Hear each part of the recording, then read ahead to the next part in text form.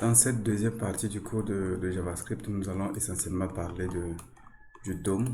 On l'avait évoqué dans la vidéo précédente que la deuxième partie de JavaScript, c'est le DOM qui est consacré à l'accès aux éléments, c'est-à-dire aux composants HTML qu'on avait créés. Donc pour cela, je vais essayer rapidement de créer un nouveau projet sur le bureau. Je vais nommer ça JavaScript 2 sur le bureau. JavaScript 2. Et puis je vais créer le premier fichier index dans ce dossier là. JavaScript 2.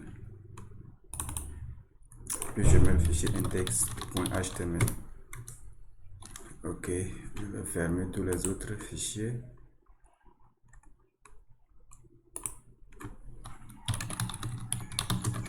Je mets en place l'architecture minimale de la page web.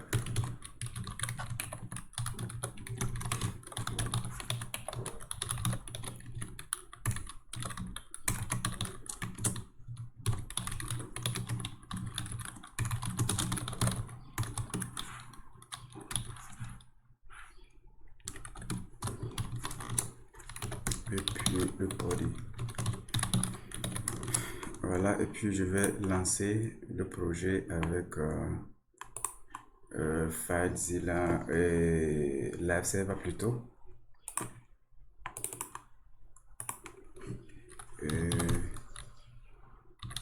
LiveServer.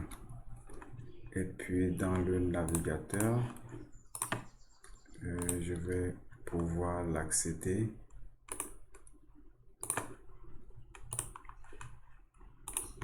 sur l'adresse localhost de port 8080. Voilà, nous avons le projet qui est lancé ici.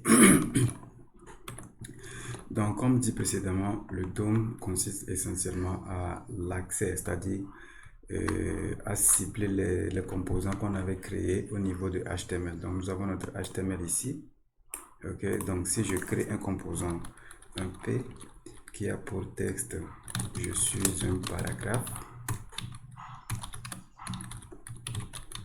Si on veut appliquer le DOM sur ce paragraphe, ce qui veut dire tout simplement que nous voulons juste récupérer ou bien accéder à ce paragraphe P, à ce composant P à partir de JavaScript. Donc déjà, je vais créer le fichier JavaScript. Je mets le fichier script.js et puis je vais l'inclure ici dans le head en faisant script src égale au nom du fichier script.js.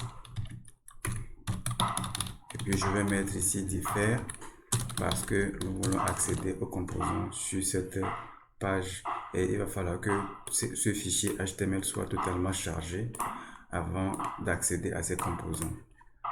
Ok, donc ici dans le livre du module 1, on a essayé de détailler quelques méthodes, à savoir document.getElementsById et puis document.getElementsByClassName. Et il y a aussi un troisième qui est le document.getElementsByTagName qu'on a essayé d'exposer dans le livre du module 1. Ici, nous allons essayer de voir une nouvelle méthode qui est beaucoup plus simple à utiliser mais beaucoup plus complexe. C'est-à-dire que lorsque nous voulons cibler quelque chose de très complexe dans notre architecture HTML, cette nouvelle méthode peut nous permettre d'aller beaucoup plus facilement. Donc ici, supposons que je veux cibler ce P, d'accord, au niveau de JavaScript. Je vais faire un petit rappel au niveau de CSS. Si nous voulons accéder à ce P en utilisant le code CSS, quels sont faits? Je vais déjà créer un fichier CSS pour vous montrer un peu. Style.css. Je vais l'inclure ici sur la page link rel style sheet href égale à style.css. Ok, maintenant dans le fichier style, si je veux accéder à ce P, je vais tout simplement écrire P, la balise P, Puis je peux lui mettre color red et automatiquement la couleur a changé en rouge parce qu'on a agi sur ça au niveau de notre CSS. Donc de la même façon, au niveau de JavaScript, si je veux accéder à ce composant P, je peux déclarer une variable P qui est égale à documents.querySelector. Query Selector, c'est la nouvelle méthode qui n'est pas décrite dans le module 1.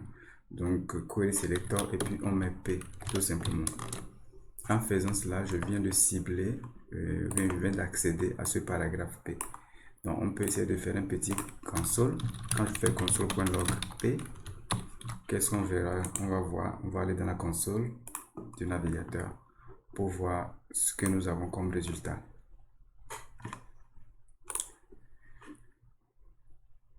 Donc ici, on peut voir clairement que nous avons le P. Je vais essayer d'agrandir ça un peu. Vous voyez que nous avons le P ici qui a été accédé.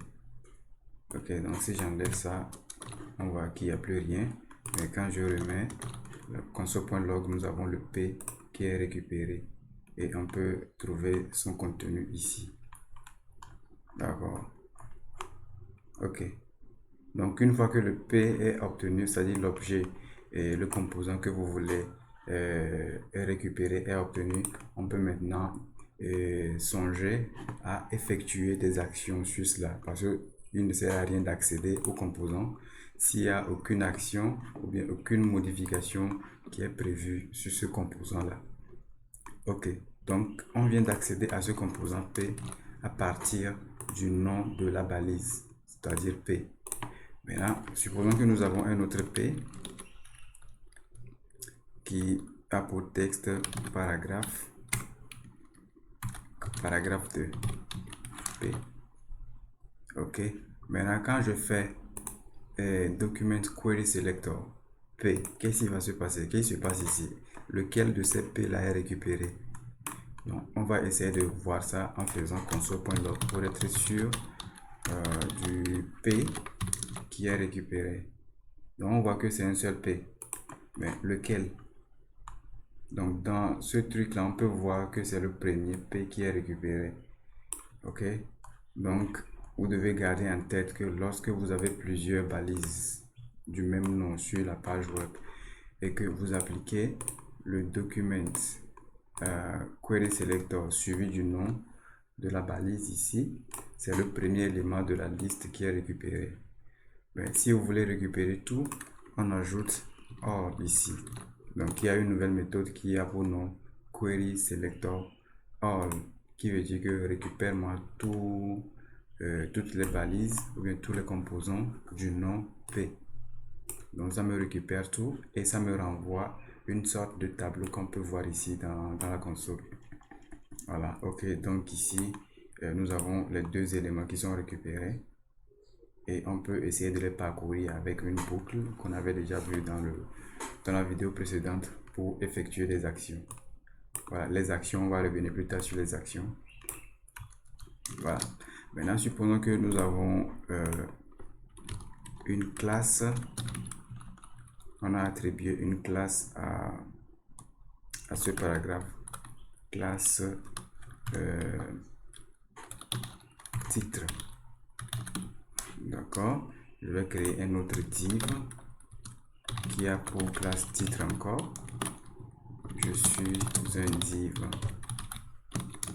Ok, maintenant supposons qu'on veut accéder à tous les composants qui ont pour classe titre. Comment est-ce qu'on peut faire ça? Donc ici, je vais mettre const titre égale à document.query selector all. Déjà, si vous voulez récupérer plusieurs informations en même temps à partir, si on prend la classe, si on fait documents ou supposons qu'on veut récupérer tous les éléments, déjà quand on dit tous les éléments et que vous voulez utiliser query selector, il faut toujours spécifier le all devant. Donc le all veut dire que je veux récupérer tous les éléments de la sélection qui est spécifiée dans la parenthèse ici. Donc ici, pour cibler les classes au niveau de CSS, on utilise point. Donc si je veux cibler par exemple les titres, donc je mets titre Je vais mettre ici texte decoration underline. Je veux souligner tous les titres. Ok, donc quand j'écris ce code la CSS, je vois que ces éléments là sont soulignés. Donc pour cibler les éléments, c'est point titre. Donc ça va cibler les deux titres ici. Donc c'est la même chose qu'on va faire au niveau de CSS. Donc je mets titre égale à query selector or point titre. Il n'y a rien de plus simple. Donc si je fais au niveau de console.log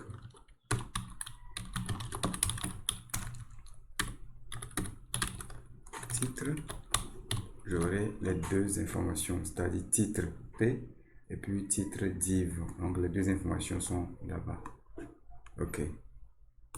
Voilà, maintenant la dernière façon de récupérer. Supposons que nous avons un ID pour ce titre-là, ID égale à P2 par exemple. Maintenant, si on veut cibler l'élément P2 à partir de CSS, c'est-à-dire l'élément qui a pour ID P2 à partir de CSS, qu'est-ce qu'on fait? On fait ceci, dièse P2. Et puis on peut faire border un pixel solide black. On veut afficher une bordure pour ce second paragraphe. Donc ici déjà pour cibler ça, on utilise dièse P2. Le P2 c'est le nom de son idée. Donc de la même façon au niveau de JavaScript, pour cibler ce P2 là, je vais déclarer une variable P2 et query selector. Ici je ne vais pas utiliser query selector all parce que c'est un seul élément que je veux cibler, que je veux accéder. Donc ici je mets aussi dièse P2. Voilà. Donc si je fais P2 ici, je fais console.log P2, je peux voir clairement que nous avons ce P2 là qui est récupéré. Ok, avec le ID P2 pour classe titre. D'accord, donc ici, ce que j'aime avec la méthode de query selector, c'est que c'est similaire. La façon dont cette méthode accède aux composants est très similaire à ce qu'on fait au niveau de CSS. Donc si vous avez une maîtrise de comment cibler les informations au niveau de CSS, il n'y aura pas trop de problèmes au niveau du query selector ici. Donc c'est ce que moi j'aime avec cette nouvelle méthode, contrairement à ce qui est décrit au niveau du module dans le livre. Bien sûr, c'est un plus si vous avez connaissance de toutes ces méthodes-là, c'est un avantage pour vous. Donc, je vous conseille fortement de maîtriser toutes ces méthodes et de juger laquelle de ces méthodes est beaucoup plus facile pour vous dans vos projets. Tout compte fait, l'usage de l'une ou de l'autre de ces méthodes-là n'a pas d'importance. L'important, c'est de pouvoir accéder aux composants de la page web. Ok, donc ici, une fois que nous avons accédé aux composants, on peut peut-être récupérer les textes. Donc supposons que je veux récupérer le texte du premier paragraphe. Ok, const texte égale à P. Donc je prends le composant et puis je lui applique un attribut ina HTML. Donc quand j'applique ina HTML, ça me renvoie le texte sur ce composant là. Le texte, quand je prends le paragraphe P, il y a un texte à l'intérieur. Ok, le paragraphe P, il y a un texte à l'intérieur. Donc le fait d'appliquer ina HTML sur ce composant me renvoie le texte. Je vais plutôt récupérer le texte du P2. Const test égale à p2.ina.html. Donc on doit récupérer le texte paragraphe 2. Quand je fais console.log, ou bien je fais peut-être alerte, on va faire plutôt alerte texte. On doit avoir dans la console paragraphe 2 comme test. Ok. Donc on voit ici l'attribut. Ici ce n'est pas une fonction mais c'est un attribut. Ça nous permet de récupérer le texte contenu dans un élément pouvant contenir du texte.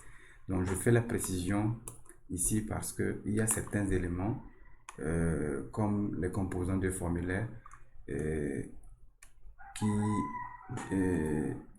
récupèrent d'une autre manière les textes qui ont été écrits. Quand on prend un input de type texte, on ne va pas appliquer ina HTML sur ça pour récupérer son texte. On verra ça plus tard.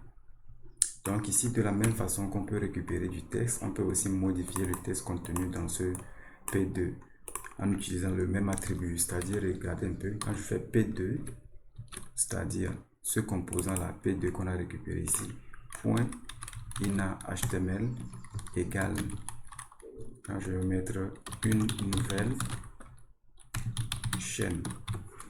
Quand je le fais comme ça, vous voyez que le texte a été modifié rapidement ici dans le navigateur. Donc, on peut, après avoir accédé au composant, récupérer son texte ou bien modifier son texte qui s'affiche à partir de l'attribut ina.html. Ok, mais mis à part le texte ici, on peut aussi agir sur son style. Regardez, quand je fais P2 .style, supposons que je veux cacher cette information ou bien cacher ce composant, donc je peux utiliser le display qui est égal à none et puis ça va disparaître. Donc ce qui veut dire que quand je prends style, c'est comme si j'accède au composant et je mets à l'intérieur les styles ici. Donc de la même façon qu'on peut écrire quelque chose ici, je peux écrire le même style à ce niveau de cette façon. Donc je prends P2, j'accède à sa balise ou bien à son attribut style, et puis à l'intérieur du style j'ai des attributs avec valeur. Donc je peux aligner les attributs et valeurs CSS directement au niveau de JavaScript de cette façon là. Donc tous les attributs CSS sont valides à ce niveau. Donc au lieu de display, je peux décider de faire ceci. Padding égale à 1 rem. Voilà, vous voyez que ça s'est agrandi. Si je mets padding de 2 rem, vous voyez que tous les trucs CSS, tous les attributs et valeurs CSS peuvent être appliqués. Donc je peux même aller beaucoup plus loin en faisant p2 style point box shadow égale à 0 pixels, 10 pixels, 10 pixels, 0 et puis silver. On va voir ce que ça donne. Vous voyez que ça a créé de la bordure. Je viens de créer de la bordure. Donc ici c'est un peu spécial. Au niveau de CSS, box shadow s'utilise de cette façon. Box-shadow. Ok. Mais au niveau de JavaScript, on ne peut pas, au niveau de JavaScript, on ne peut pas utiliser le tiret ici. C'est comme si on est en train de faire l'opération de soustraction, alors que ce n'est pas ce qu'on est en train de faire. Donc pour éviter ce problème, on va essayer d'enlever le tiret. Et puis le premier caractère qui suit sera en majuscule. Ok. Donc c'est comme ça, on peut utiliser les attributs CSS qui sont composés de plusieurs parties séparées par des traits. Donc voilà un peu de façon très simple ce qu'on peut faire après avoir récupéré ou accédé aux composants. On peut soit modifier leur texte ou bien récupérer leur texte ou modifier leur style comme ceci. Cette façon de faire vous permettra après de faire peut-être des animations sur la page web et de faire beaucoup de choses qui sont vraiment très capitales dans le développement d'une application web. Vous voyez ce qui s'était passé au niveau de Facebook, le formulaire d'inscription de Facebook que je vous avais montré. Quand on clique sur valider et que tous les champs ne sont pas remplis, il y a une alerte, ou bien toutes les zones de saisie sont encadrées, leur bordure devient rouge. Donc c'est un truc de ce genre là qui a été fait. Une fois qu'on valide, on récupère les zones qui sont vides et puis on change le style avec un truc de bordure. Donc regardez un peu ce qu'on peut faire ici. Quand je prends P2, je peux dire style.border égale à 1 pixel solide red.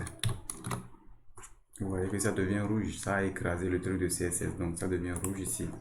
Donc c'est de la même façon, Facebook avait écrit le code pour pouvoir avoir l'effet là que vous aviez vu dans la vidéo précédente. Donc voilà un peu de façon globale ce que vous pouvez retenir. Maintenant, on va revenir sur les éléments de formulaire. Quand je prends un élément, par exemple le input de type texte, ok, qui a pour ID non. Je vais placer un bouton ici. Non, je ne vais pas placer un bouton, je vais juste, voilà, nous avons l'input ici, et puis je vais mettre comme value Jean. Ok, vous voyez déjà que pour faire afficher un texte à l'intérieur, c'est value, on ajoute un attribut value à ce input et le texte va apparaître ici. D'accord, maintenant dans le JavaScript, je veux accéder à ce texte-là qui est écrit à l'intérieur de ce input. Donc, je peux mettre input égale à document.query selector. Et puis, je vais mettre input parce qu'il est le seul sur la page web actuellement. Donc, son texte input égale à input. Au lieu de ina HTML, ça ne peut pas marcher sur les zones de texte, ce serait value. Et quand je fais alerte texte input, on a le mot, mais le texte qui a été saisi à l'intérieur. Donc de la même façon, on peut aussi modifier le texte qui est dessus. Input.value égale à GRL par exemple. Donc ça modifie aussi le texte qui est dessus. Donc value, l'attribut value et l'attribut ina.html fonctionnent de la même façon. On peut accéder au texte à partir de ina.html et modifier le texte à partir de ina.html. Au niveau des informations d'un formulaire, on peut aussi accéder à partir de point value et modifier à partir de point value aussi. Donc le fonctionnement est pareil. Maintenant, je vais ajouter un bouton ici sur l'interface là. Valider, un bouton valider. J'aimerais essayer de mettre en place une action. Quand on va cliquer sur ce bouton, qu'on puisse récupérer ce texte là qui est écrit ici.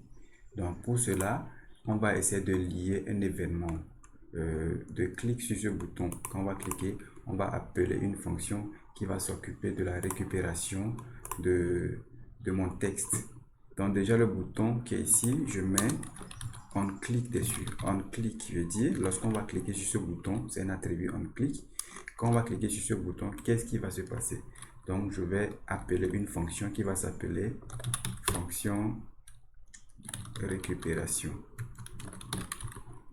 qui est une parenthèse. Donc ici, le fait de mettre la parenthèse veut dire que je suis en train d'appeler la fonction là.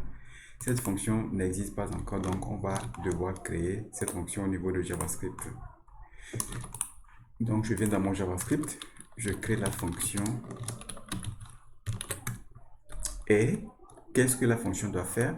La fonction doit d'abord accéder à l'input. Donc ici const input égale à documents.query selector input. Et ensuite, on récupère le test égale à input.value et on fait alerte test. D'accord. Donc ici, quand je clique valider, vous voyez que j'ai le texte GRL qui s'affiche. Je peux changer. Je vais mettre Fogan. Quand je valide, j'ai le texte Fogan qui s'affiche. Donc voilà un peu comment est-ce que vous pouvez mettre en écoute ou bien mettre un événement de clic sur un bouton. Donc de façon générale, le fait de lier des événements sur un composant se fait à partir de l'attribut on suivi du nom. Par exemple, l'événement, on verra le reste de ces événements dans des exercices très pratiques. Et comme ça, vous allez suivre la logique qui est derrière. Mais ici, comprenez tout simplement que quand vous prenez le DOM, il y a l'accès aux composants. Une fois que le composant est accédé, on peut modifier son contenu ou bien récupérer son contenu. Mais au niveau de ces mêmes composants, on peut lier des événements comme l'événement de clic.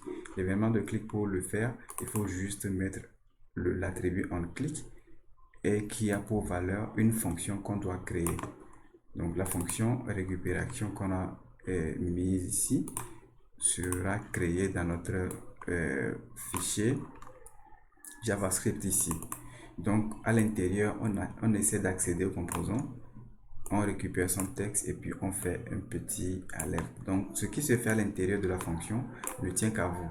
Par exemple, je peux décider que lorsqu'on va cliquer valider, que je modifie, que je récupère le texte qui est ici et je modifie le contenu de paragraphe 2 ici. Regardez un peu comment ça va se faire. Je récupère le texte et puis le paragraphe 2 qu'on avait récupéré ici, je peux l'accéder dans cette fonction là, je pense. p2.ina.html égale à texte. Regardez ce qui va se passer. Je clique, vous voyez que le mot GRL apparaît ici. Quand je mets Jean, vous voyez que ça change l'interface. Ok, je mets un truc long. Quand je valide, ça le met ici. Donc, ce qui se fait à l'intérieur d'une fonction ne tient qu'à vous. Il n'y a pas de... Ça dépend de la logique que vous voulez adopter au sein de votre application. Donc, voilà ce qu'il faut retenir dans cette petite vidéo qui est consacrée au DOM. Donc, le DOM est très, très capital pour dynamiser votre application. On va beaucoup l'utiliser. On verra plein d'exercices dans la suite des vidéos qui vont venir. Comment est-ce qu'on peut maximiser l'usage du DOM.